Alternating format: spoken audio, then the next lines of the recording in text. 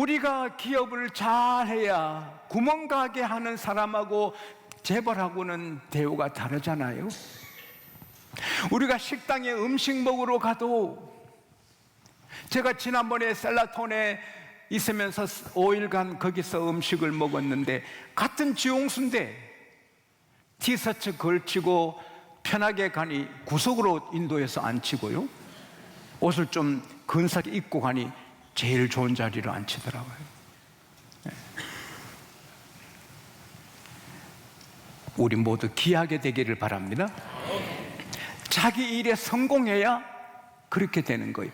잠언 22장 7절에 부자는 가난한 자를 다스리고 빚진 자는 채주의 종이 된다 했습니다.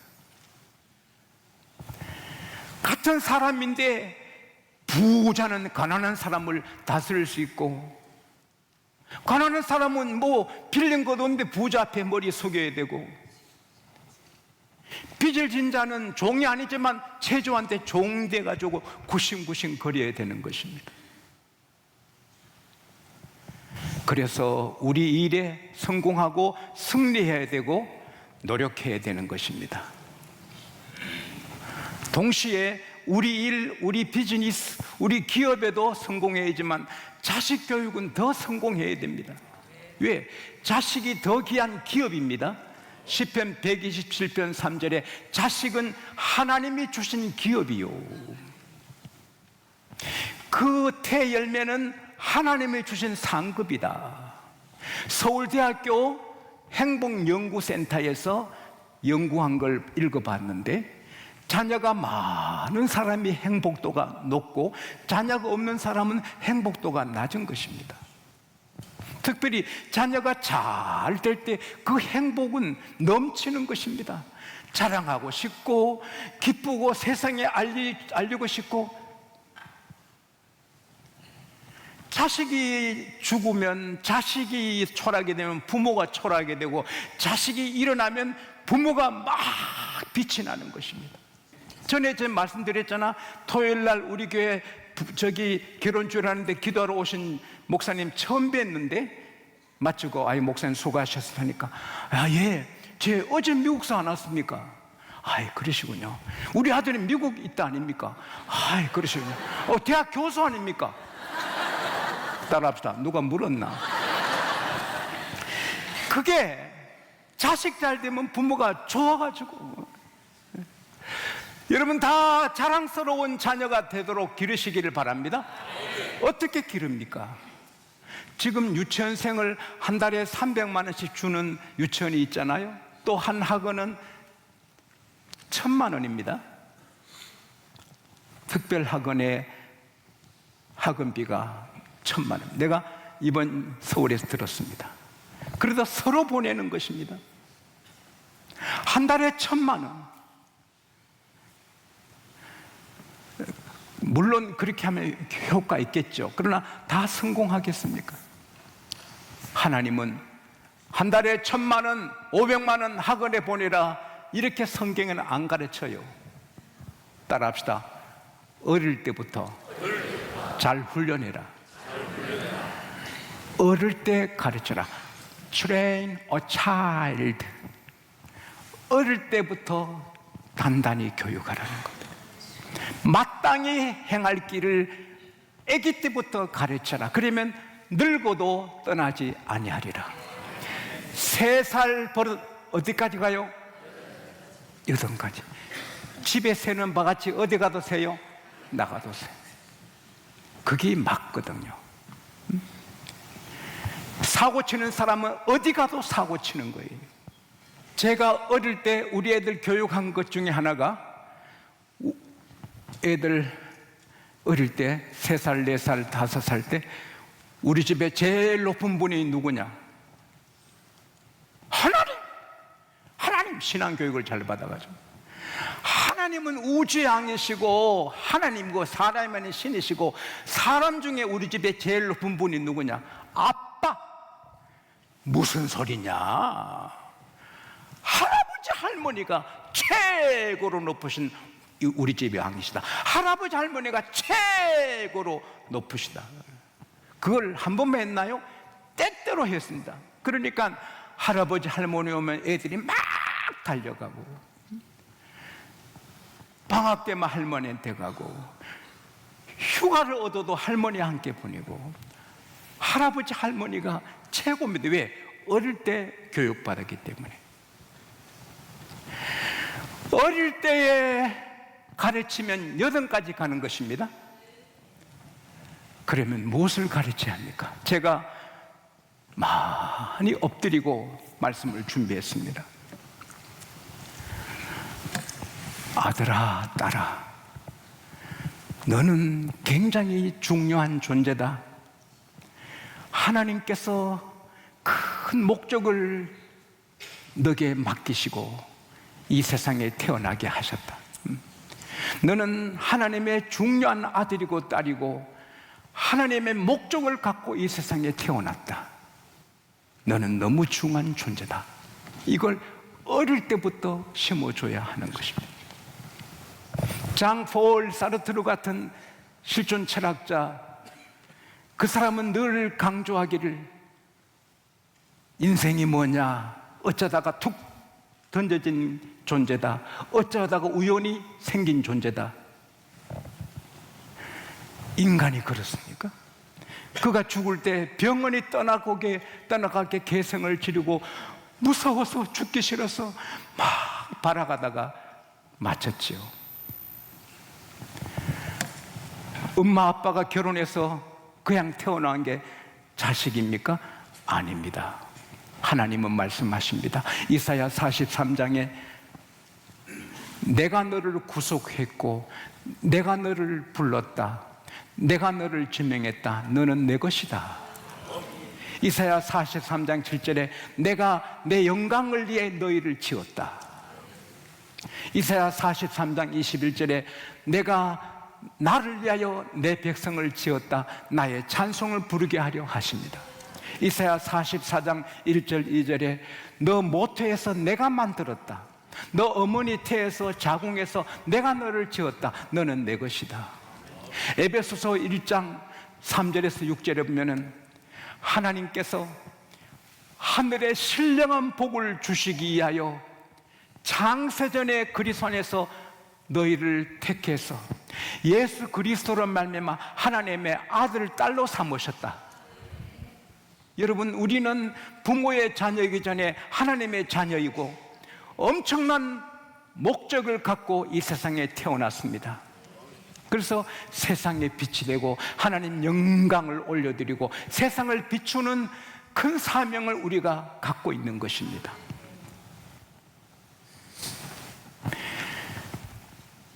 마귀는 그 빛을 꺼게 하고 그 사명을 구름으로 덮어버리고 막 대충 살다 가버려. 마귀는 우리를 무존재, 가치없는 존재로 만듭니다. 그냥 막 살아. 그러나 하나님은 너는 내가 너를 지었다. 너는 내 것이다. 너는 큰 이단 목적이 있다. 너는 이렇게 살아야 된다. 마태복음 5장 14절에 너는 세상의 빛이다. 여러분, 우리도 마찬가지, 우리 자녀들이 어디 있어 세상에 빛이 되게 해야 하는 것입니다.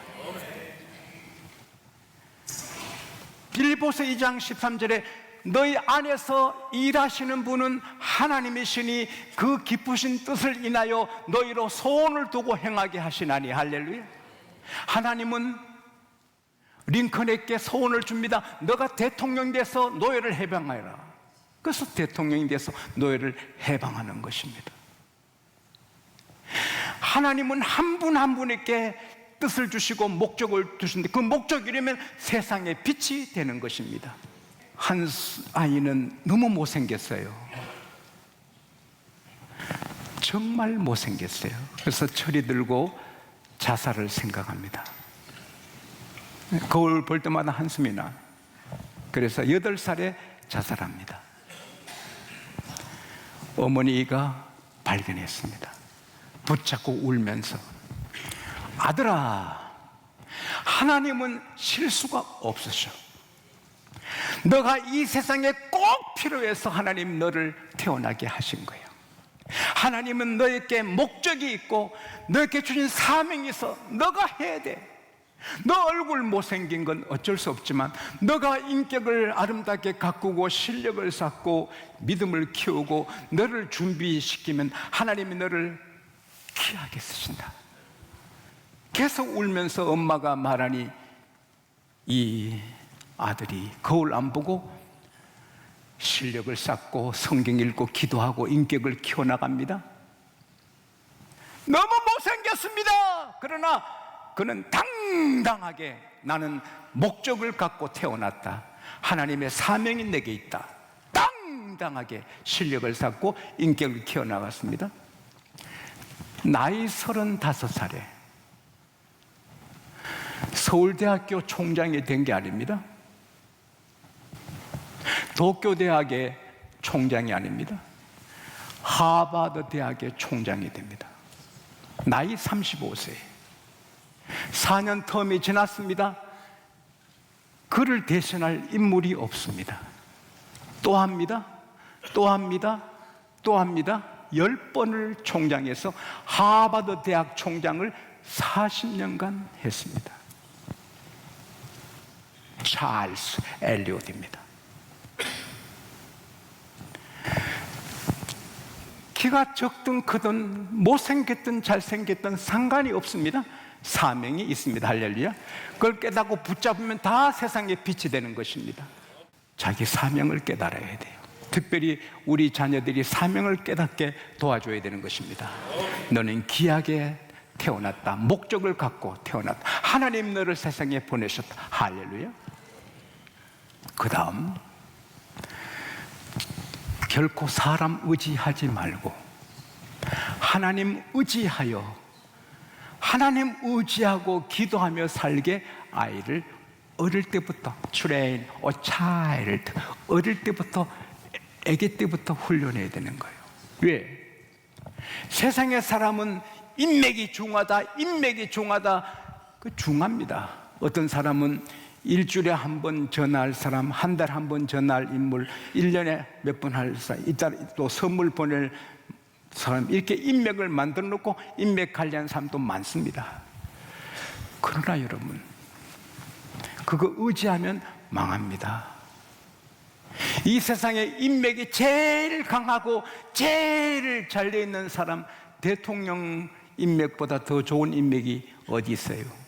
정계, 군의, 경제계, 법조계, 대통령과 인맥이 이어진 것이 얼마나 많아요. 그래도 대통령이 나락으로 추락할 때 건져줄 사람 없습니다.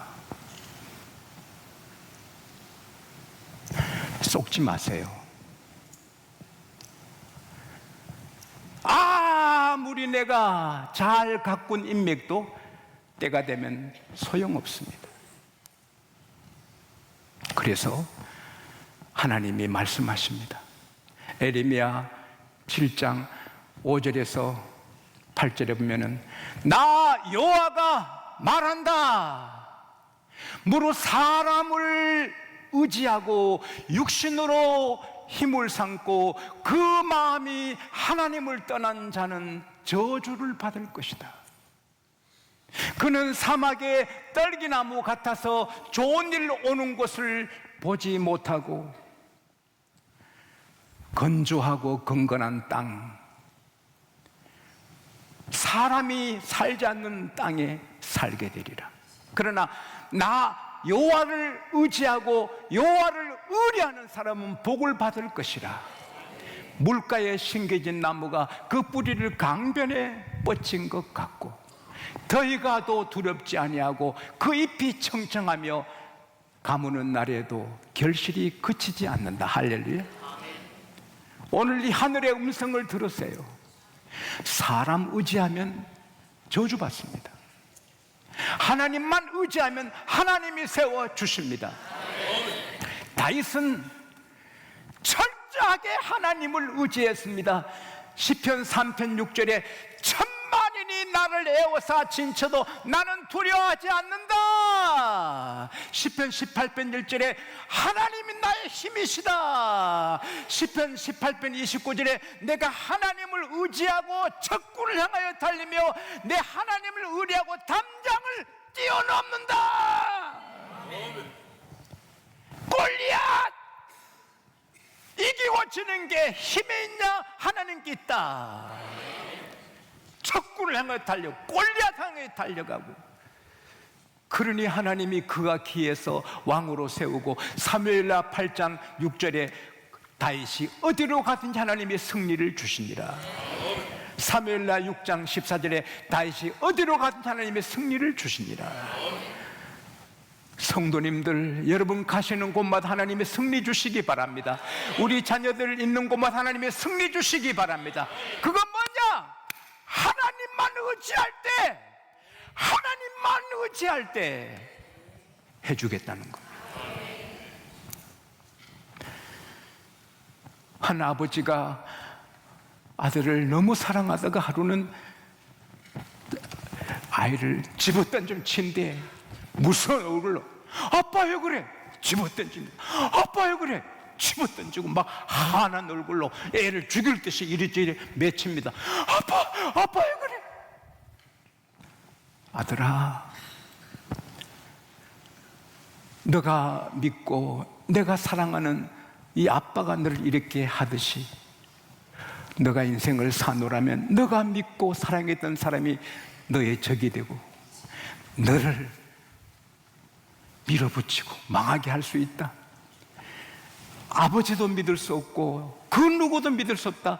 믿을 수 있는 분은 하나님뿐이다. 하나님을 의지해라. 그렇게 가르칩니다. 오늘 한번 집에 가서 애를 이리 맺히고 저리 맺히고 그러다가 병원 가는 일이 없기를 바랍니다. 그러나 그게 맞는 겁니다. 하나님 의지하면 부모가 세상 떠나도 사랑하는 가족이 떠나도 하나님 의지하면 이길 수 있고 아무리 어린이를 당해도 하나님 의지하면 일어설 수 있습니다.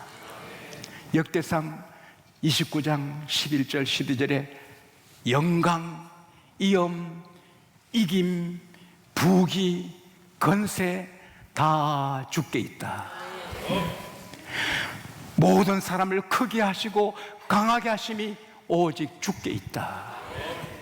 사무엘상 2장 6절에서 8절 사람을 죽이고 살리고 음부에 내리고 올리고 가난하게 부유하게 낮추고 높이고 걸음태에서 건전에 기족에 자리앉게 하고 영광에 임금되게 하는 것도 하나님께 있다. 믿으시기 바랍니다. 제가 매일 새벽에 기도해 드리는 목사님의 교회 교훈 이야기입니다.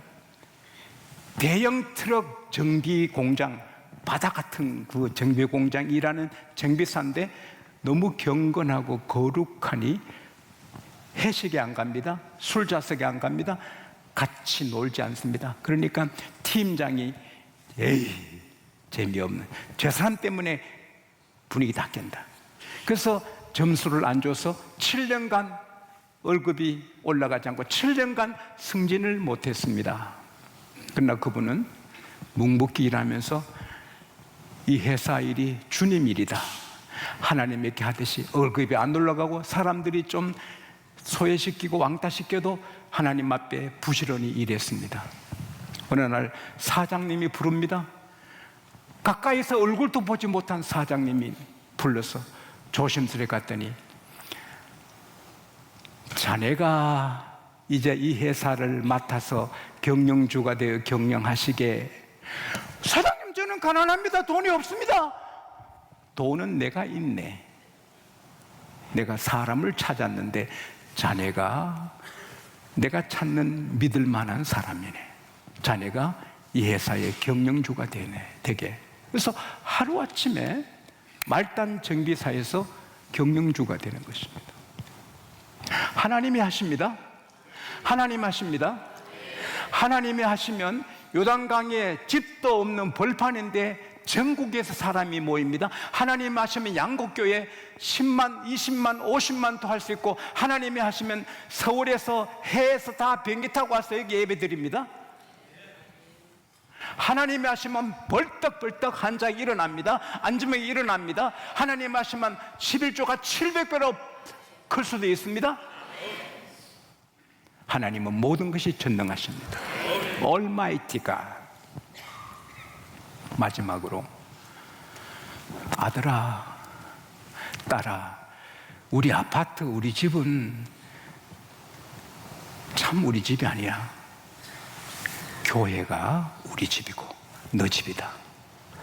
교회가 우리 아버지 집이고 너의 집이다. 굉장히 중요합니다. 누가복음 2장 41절 이하에 6월절 절기에 12살 드신 우리 예수님이 같이 가셨는데, 마치고 내려오는 하룻길을 내려오면서 부모는 예수님이 친구들이나 친척과 오는 줄 알았는데, 밤에 잠자리 들 때 찾으니 예수님이 없어서 하룻길을 갔다가 막 지저스 지저스 지저스 지저스 예수님을 부르면서 올라가도 못 찾아요. 사고 났나? 짐승의 밥이 됐나? 지저스 지저스. 예루살렘 친척집에, 친구집에 다가도 없어요. 3일 동안 찾아도 못 찾아. 마지막에 혹 성전에 갔더니 예수님이 율법 박사 선생님들하고 주거니 받가는데 그들이 놀랍니다. 12살 먹은 아이가 그렇게 지혜롭게 답변하고 물으니 놀라고 있습니다. 그때 마리아가, 아들아, 어찌 이렇게 했느냐? 아버지 어머니가 너를 찾는다고 얼마나 걱정한지 아느냐? 그때 예수님이, 엄마 죄송해요. 아닙니다. 엄마라 안 합니다. 예수님은 하나님의 아들이고 마리아는 예수님을 믿어야 구원받는 여인입니다. 예수님을 잉태하고 낳는데 기른데 쓰임받은 사람이지, 마리아는 피조물이고 예수님은 창조주이십니다.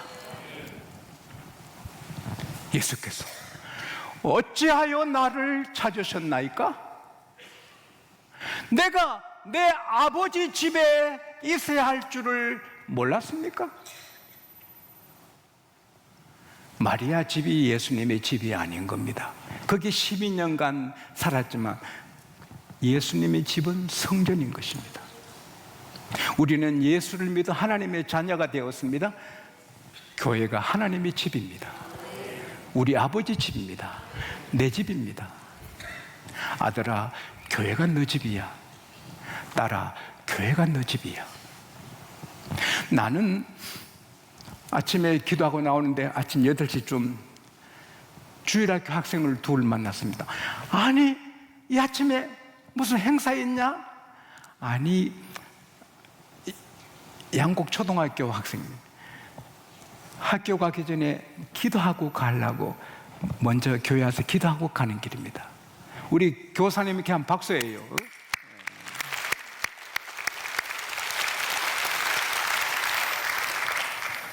아들이 집에 있을 시간에 없어요. 따라합시다. 교회 갔구나. 딸이 있을 시간에 없어요. 교회 갔구나. 걱정 없습니다. 아버지 집. 엄마들이 예수님의 축복을 받으려고 예수께 데려가서 축복받습니다. 오늘 예수님은 교회로 계십니다. 여기 오면 복을 받고 하나님의 음성을 듣고, 우리가 아무리 거룩에 살려 해도 눈으로, 귀로, 마음으로 죄악의 먼지가 더덕더덕 묻어요. 이 설교하는 이 거룩을 생명으로 생각하는 이 정도 눈으로, 귀로, 마음으로 먼지가 들어와요. 찜찜해요. 교회 오면 주의 피로 씻어주십니다. 할렐루야. 우리가 하나님의 자녀인데 살다가 힘이 빠져요. 자동차가 달리면 기름이 줄어들듯이 불안합니다. 앵코 직전입니다. 그러나 주유소에 가서 기름 가득 만땅 채우면 빵빵 걱정의식 가듯이 우리가 힘이 약해도 교회 오면 예배 시간에 하나님을 앙망하고 힘을 얻어 방방하게 됩니다. 방방하게 됩니다. 방방하게 됩니다. 그래서 우리는 교회 와서 은혜 받으면 좋은 아빠, 좋은 엄마, 좋은 남편, 좋은 아내, 좋은 자녀, 좋은 형, 동생 다 되는 것입니다. 우리가 또 우리 자녀들이 교회가 내 집인데, 교회가 내 아버지 집인데, 내 집이 아니라 교회가 내 집인데 이것만 심어놓으면 되는 것입니다. 이런 축복이 넘치기를 축원합니다.